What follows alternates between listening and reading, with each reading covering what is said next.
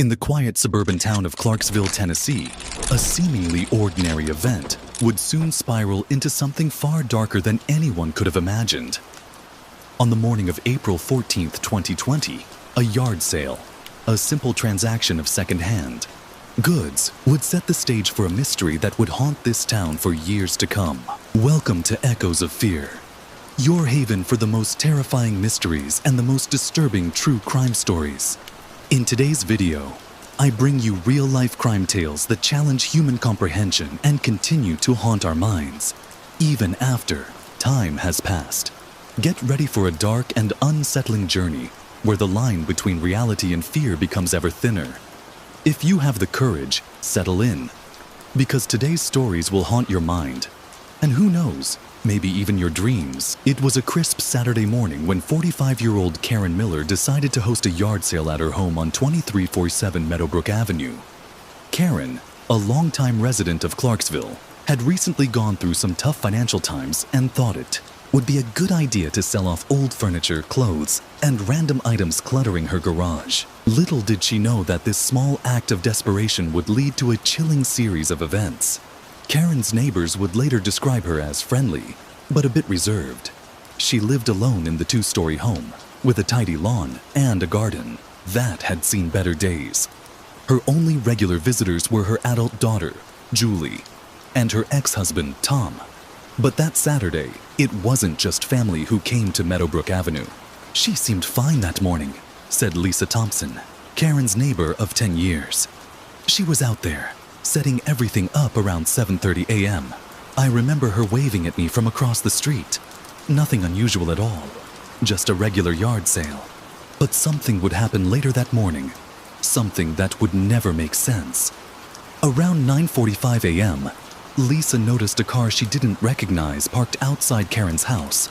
It was an old, dark green sedan, rusted along the edges. A man in his late 40s, wearing a faded baseball cap and dark sunglasses, was browsing through the items laid out on Karen's driveway. Lisa thought nothing of it at first, assuming he was just another customer. But when the man left about 20 minutes later, something felt off. "He didn't buy anything," Lisa recalled. "He just looked around for a bit, and then he left. It was strange, you know? Like he was there for something more than just a bargain." By the time the man drove off, Karen had already started packing up some of the leftover items. Lisa didn't think much of it until later that day when she saw Karen's front door wide open, an unusual sight for the normally private woman. Concerned, she decided to walk over and check on her friend. When Lisa knocked on Karen's door, there was no answer.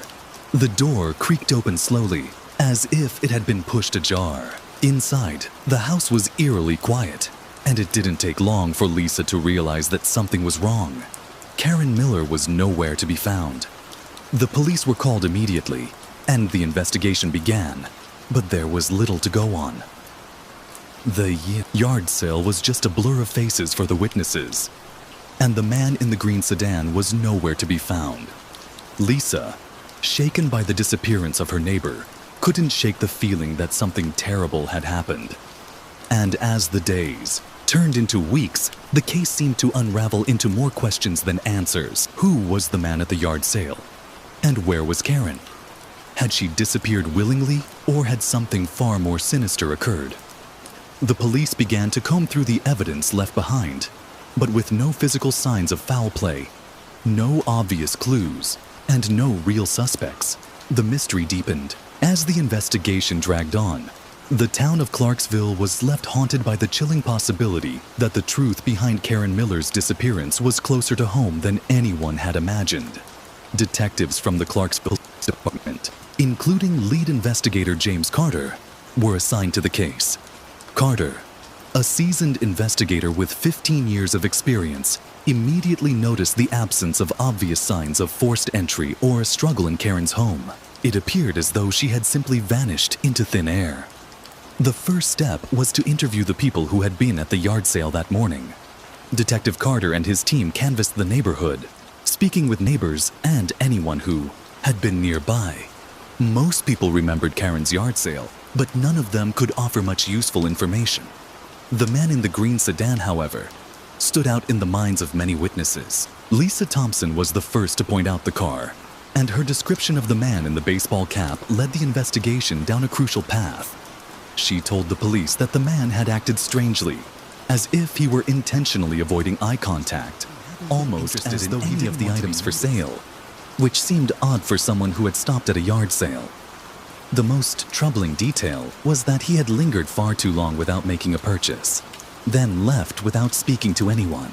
With this limited description, the police began to trace traffic cameras in the area. They eventually found footage of the man driving the dark green sedan just after leaving Karen's home. The car was seen turning left onto South 5th Street and disappearing down the road, but the footage wasn't clear enough to capture a license plate number. The police couldn't even confirm if the car was registered to a local resident, and the search for the man remained fruitless. A few days later, the police began examining the items left behind at the yard sale. Though Karen had packed away most of the items, there were still a few things scattered about that hadn't been sold or removed. Among these items was a small, old-fashioned leather journal. The journal had a faded inscription on the cover that read, "To Karen, with all my love, S." The handwriting appeared to be from someone familiar, perhaps a close friend or relative. Detective Carter knew this was a significant lead. The police contacted Karen's family, but none of them recognized the handwriting. Her daughter, Julie Miller, explained that her mother had never mentioned receiving such a gift. It was as if the journal had appeared out of nowhere. Julie's discomfort grew as she admitted that her mother had been distant in recent months, struggling with personal issues, and had even stopped keeping in touch with certain people from her past. Still, there was no clear indication of who S could be. Detective Carter's team began digging into Karen's past. They pulled up records of her social interactions, bank statements, and past relationships, trying to find any clue that could lead them to the mysterious person behind the journal. Karen's financial records showed no sign of significant debt or major purchases. But there was one unusual transaction, a withdrawal of $2,000 from an ATM just 2 days before the yard. So, the withdrawal was made at a bank on the north side of Clarksville. But no one could recall Karen mentioning any need for such a large amount of cash. The deeper the investigation went, the more unsettling the details became. It turned out that Karen had been corresponding with someone via email in the months leading up to her disappearance. The emails were cryptic and vague, discussing the sale of some personal items, but always mentioning the need to meet in person for a final transaction. The most recent email, sent just the day before the yard sale, included an offer of $3,000 for a set of items that had been on display at the sale. The sender, however, had never provided any personal information, only an email address that was linked to a disposable server, offering no identifying details. Detective Carter and his team tracked down the IP address of the sender, but it was a dead end. The email had been sent from a public library in a neighboring town, and the trail quickly grew cold. Whoever had been in contact with Karen had gone to great lengths to remain anonymous. Frustration mounted, but the investigation took another eerie turn when the police received an anonymous tip. The caller, whose voice was disguised, claimed to know what had happened to Karen and where she was. The tipster, however, refused to give their name or any verifiable details. The caller only stated, "She made a mistake. Now, she's paying for it." The police quickly traced the call to a burner phone, and despite numerous attempts to reach out for more information, the caller never responded again. At this point, the investigation was at a standstill. No one knew where Karen had gone, who the mysterious man in the green sedan was, or even why she had disappeared. All that was left were the unsettling clues, which seemed to lead to more dead ends than answers. Detective Carter couldn't shake the feeling that someone was playing a game, that the truth was hidden beneath layers of deception. But what was the game? And who was playing it? The town of Clarksville had no idea that the darkest chapter in Karen Miller's life was only just beginning. The investigation was on the verge of failure. Every lead led to a dead end, and the weeks passed without the police making any substantial progress. Then, on a cold day in June, an unexpected twist occurred. On the morning of June 18th, Julie Miller, Karen's daughter, received a message. It was from an unknown number. The message simply read, "Look in the attic." Julie, desperate and unsure of what to do, rushed to her mother's house. Without wasting any time, she went up to the attic, a space that hadn't been touched in months. As she pushed open the old wooden door, something unusual in the corner, covered by a blanket, was a small wooden box, seemingly new, but worn enough to appear like it had been used for years. With trembling hands, Julie opened the box. Inside, she found more strange items, old photographs, letters with the same S written in the margins, and a cassette tape. What truly caught her eye, however, was a crumpled piece of paper on which was written, "Everything you need to know is on the tape. Don't tell the police." With her heart racing, Julie played the tape she had found, and the crackling sound of the old cassette filled the room. The voice on the tape was distorted, but clear enough for her to understand. Karen knew too much. You think she was just selling things? It wasn't about that. It was about what she was about to reveal. The voice continued. She found something she shouldn't have. The yard sale was just a distraction. The money? It was a payment. Not for what she sold, but for what she discovered. The tape abruptly cut off, leaving a heavy silence in the air. Julie didn't know what to think.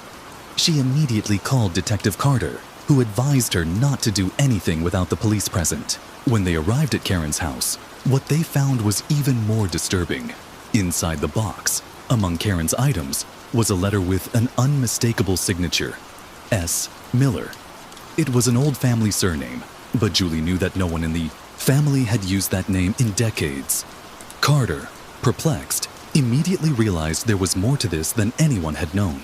Old Miller family records revealed a dark truth that no one in Clarksville had known. S wasn't just a random name. It was someone directly linked to Karen's history. A lost brother, presumed dead over 30 years ago. As the investigation deepened, the police uncovered that, years before, Karen had been looking into the death of her brother, a death that had been ruled as an accident but never fully explained. Karen had discovered that S, the missing brother, was alive and involved in deep criminal activities like human trafficking and extortion. What Karen didn't know was that by unearthing this secret, she had become a threat to something much larger and much more dangerous than anyone had imagined. And the most shocking part, Karen's brother, S, was back. He wasn't a stranger. He had been in Clarksville the entire time. All those months, he had been the man at the yard sale. In a tense confrontation, Detective Carter and the police tracked down S to a secluded house on the outskirts of Clarksville. The man who had been thought dead, who seemed to be just another piece in the puzzle, was the key to everything. But before anything could be clarified, the sound of gunshots rang through the night. The house exploded in flames, and S was found dead, his body unrecognizable. However, before he died, S had left one last message. A recording found among the rubble, without explanation. When the police listened to it, a new truth emerged. Karen hadn't just known what was happening. She had, at some point, also been involved in her family's criminal business. She had been forced to step away and hide everything, to the point of becoming part of the game. The yard sale, it was a pretext to escape, but the real shock came in the final words of the recording. If you're hearing this, then Karen knew the end was near, and the game never ends. The case was closed as an unsolved mystery, but the people of Clarksville never looked at their homes the same way again, knowing that, in the shadows, something was still watching them. And then, the question that lingered in everyone's mind. Did Karen Miller disappear by choice, or was she running from something much bigger? Perhaps, as the recording suggested, the game never ends. Well, folks, those were today's disturbing stories. I hope they've stirred your emotions and made you reflect on the dark mysteries that surround us. If you enjoyed the video, don't forget to leave a like, subscribe to the channel, and hit the bell so you don't miss the next chilling tales. And of course, if you have the courage, we'll see you in the next video, here on Echoes of Fear. Stay alert, and sweet dreams, if you can sleep.